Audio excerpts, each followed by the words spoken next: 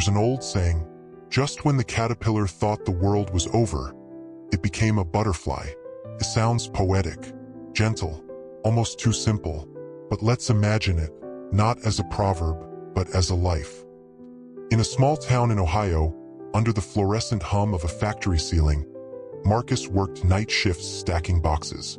Every day felt the same. Gray walls, gray clock, gray thoughts. He'd been told once, by a teacher, by a boss, by his own father, that he wasn't meant for more. College isn't for kids like you. Dreams don't pay bills. So he folded himself into survival. Work, sleep, repeat. On breaks, he scrolled his phone, envy burning holes in his chest. Friends moving to new cities, cousins posting graduation photos. And him? A man in a hoodie, hands raw from cardboard. Marcus whispered to himself one night, sitting on a crate, maybe this is it. Maybe this is all I'll ever be. That was the voice of a caterpillar, a creature who thinks crawling is the only way forward.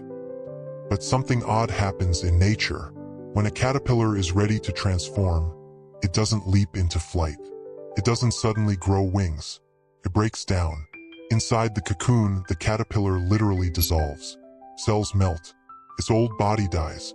It feels, by every account we can imagine, like the end. Marcus didn't know science was acting out in his own life.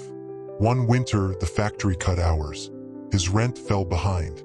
He sold his TV, his sneakers, even his guitar. Depression hung on him like soaked clothes. One night, his mom called. Her voice cracked through the receiver. Baby, endings are never what they look like. A seed in the ground looks buried, but really, it's beginning to grow. The sunset looks like the day is over, but really, it's making way for tomorrow. The cocoon looks like a coffin, but it's not. It's the workshop for wings. Marcus wanted to believe her, but he felt like goo. Useless. Melting. Here's the truth. Transformation is not glamorous. It looks like silence, like being hidden, like losing. Marcus stopped going out with friends.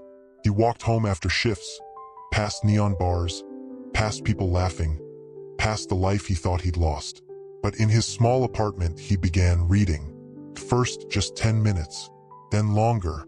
Self-help books, English novels, even poetry. Words he had once ignored now became bricks he could stack inside. He filled notebooks with sentences, practiced pronouncing words aloud. Resilience, transformation, possibility. He felt ridiculous, talking to walls, but something was rewiring. One night, while scrolling his phone, he saw an online program. Learn marketing.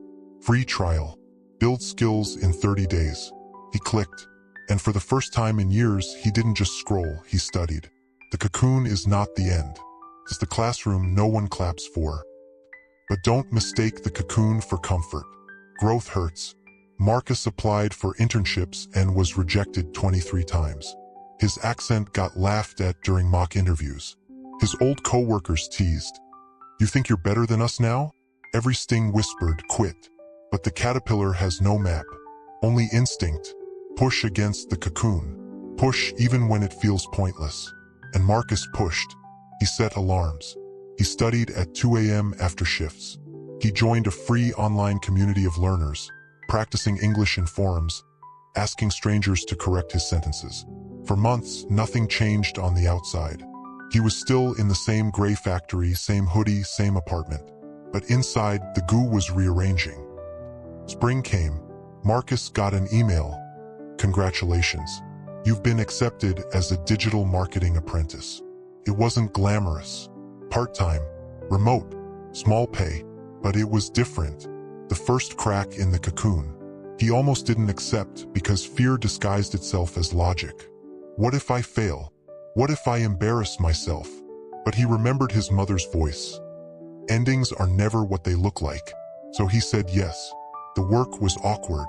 He stumbled through presentations, mispronounced words, lost clients. But each mistake was a wing beating against the shell. And one morning, Marcus woke up, logged in, and realized he wasn't crawling anymore.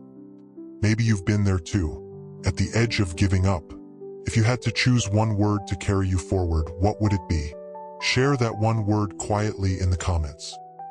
A year later, Marcus had left the factory. He worked full-time as a marketing associate.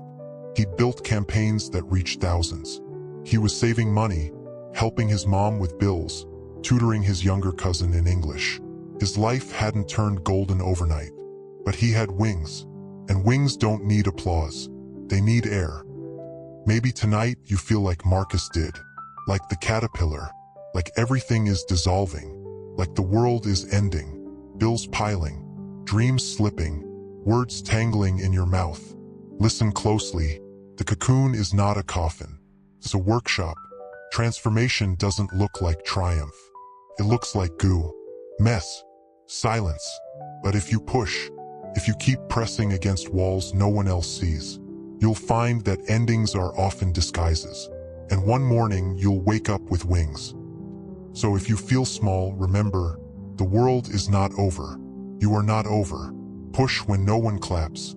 Practice words no one hears. Build bridges out of books and questions.